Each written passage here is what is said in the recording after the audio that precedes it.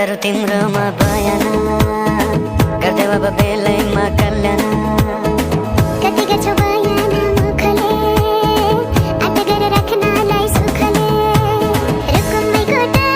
रुकुमै कोटा रुकुमै कोटा रुकुमै कोटा राम्ररी हेर्न छैन केमा खोटा राम्ररी हेर्न छैन केमा खोटा